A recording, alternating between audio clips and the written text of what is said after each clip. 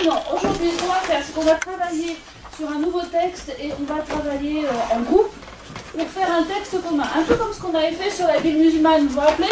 Chacun avait fait une partie du texte, chaque groupe avait fait une partie du texte, et ensuite sur Etherpad, chacun était allé écrire la partie du texte sur laquelle il avait travaillé. Maintenant, on va faire pareil.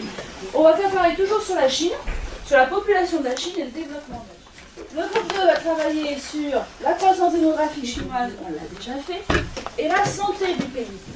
Pour ça, vous allez me présenter la situation de l'accès aux soins en Chine. En Chine, est-ce que la population est bien soignée? Est-ce que le gouvernement, qu'est-ce que fait le gouvernement pour que cette population soit mieux soignée, etc. Au vu du nombre qu'il y a d'habitants en Chine. Ça, c'est... Alors, ensuite, qui veut travailler sur la croissance démographique chinoise et la santé? Oula, il y a du monde pour la santé. Comme d'habitude, vous commencez à avoir l'habitude quand on travaille en groupe. Il y a plusieurs étapes. Donc, je vous ai mis les objectifs à atteindre au tableau. Regardez. Première chose à faire, ça va être de lire les consignes, puisque chaque groupe a une mission un peu différente. Donc vous allez lire les consignes de départ, la petite boîte à outils de fin pour savoir comment organiser votre travail, ça vous commencez à avoir l'habitude normalement. Une fois que vous avez lu les consignes, qu'est-ce que vous faites? Vous répartissez bien sûr les tâches au sein du groupe. Moi je fais la partie 1, moi je fais la partie 2, moi je fais la partie 3, comme on fait habituellement. Ça va? Vous êtes au clair avec ça? Quand vous avez réparti les tâches au sein du groupe, et bien là, vous allez commencer à lire les documents, bien sûr, à souligner ce qui correspond à votre partie, comme les études, les analyser, les comprendre. La partie 4, j'aimerais qu'on travaille un peu plus là-dessus. On l'avait fait la dernière fois, mais c'était bon. Une fois que vous avez surligné, vous avez analysé les documents. Vous allez vous raconter les documents au sein du groupe. Donc vous allez prendre le temps avant de rédiger au propre. Par exemple, Benjamin va dire, moi, je vais vous raconter ce que j'ai compris du document 1. Et vous l'avez lu aussi le document 1, le reste du groupe. Donc vous allez pouvoir compléter ce qu'il va vous dire. Oui, moi j'ai compris ça, mais il y avait aussi ça que j'ai compris, et voilà ce qu'il faudrait dire de plus. Vous allez faire ça pour chaque document. Donc il y en a un qui prend la parole, qui explique ce qu'il a compris du document, et les autres complètent. S'ils ne sont pas d'accord, ou s'il a oublié des choses. Est-ce que ça c'est compris? Vous prenez bien le temps de faire ça. Quand vous avez fait ça, vous allez commencer, vous allez prendre des notes sur la partie que vous rédigez.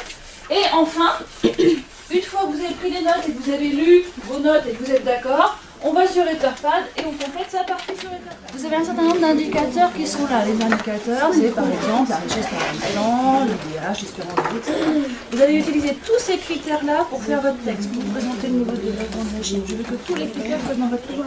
Et vous allez comparer la situation en 1990 et aujourd'hui. D'accord?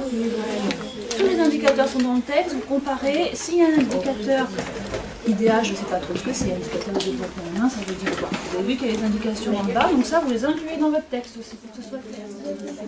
Alors, comment vous partagez le travail? En fait, on a divisé la table en deux groupes. Ils font quoi? Dans un premier temps, je vais vous expliquer le problème de santé rencontrés en Chine. Donc les problèmes de santé rencontrés en Chine, c'est vous? Et ensuite on fait dans un second temps, vous évoquerez les solutions des gens. D'accord, et là c'est parti. Allez, on analyse ça. Alors, comment vous partagez le travail là?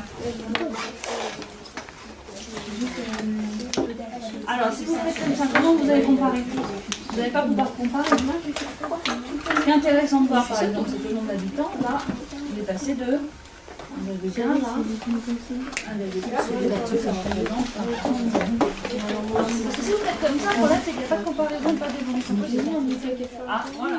Alors faites attention, le danger c'est de refaire toujours un peu le refrain. C'est en 90 il y avait ça, en 2015 il y avait ça. Il faut essayer de faire en sorte que votre texte, ce soit des phrases qui s'enchaînent et qui soient faciles à lire, quoi, et pas fatigant à lire si on lit toujours la même phrase. Donc essayez de varier un petit peu la formulation de vos phrases tout en expliquant l'évolution à chaque fois.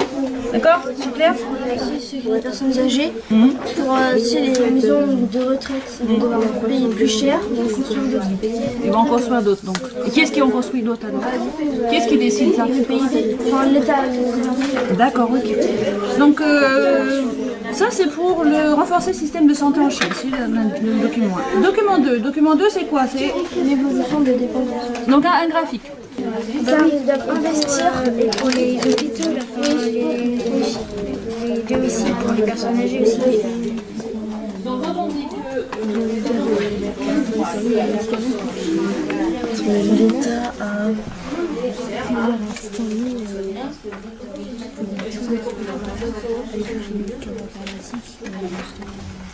Vous êtes raconté les jumeaux, ça?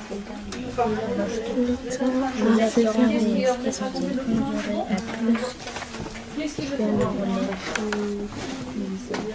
Mettre en signe. Ça compris le document. Informer ma foi, c'est mieux. Les ressources d'eau à l'ouest de la Chine sont faciles d'accès ou pas faciles d'accès? Sont pas faciles d'accès. Bon, alors, est-ce que tu pourrais pas commencer comme ça ta phrase? Dans le son.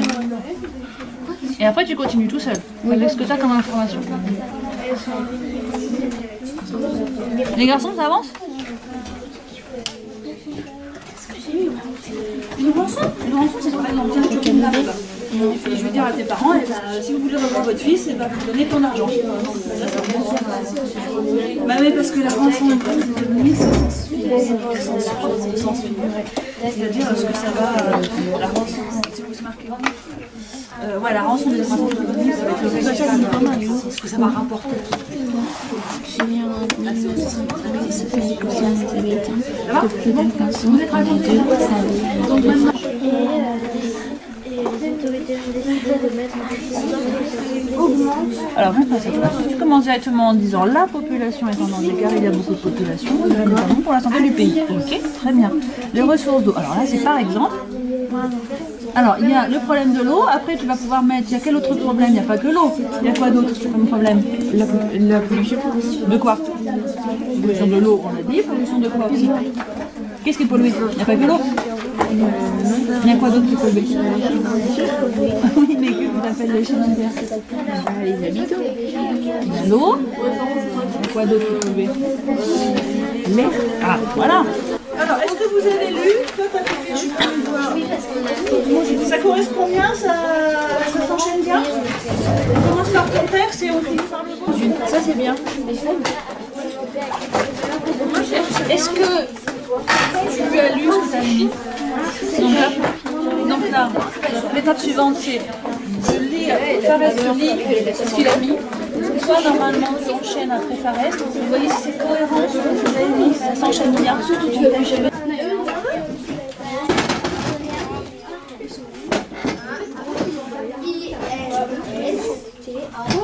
Tu peux aller L-A.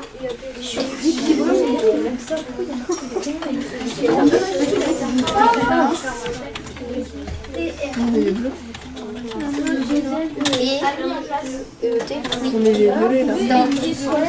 On est pour le mot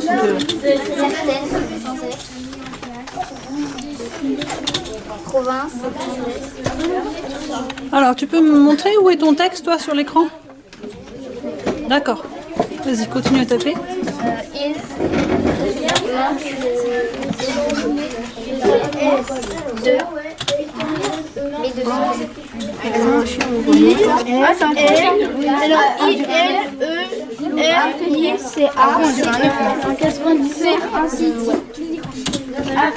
Un site en ligne.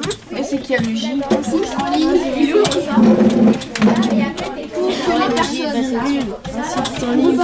Pour que les personnes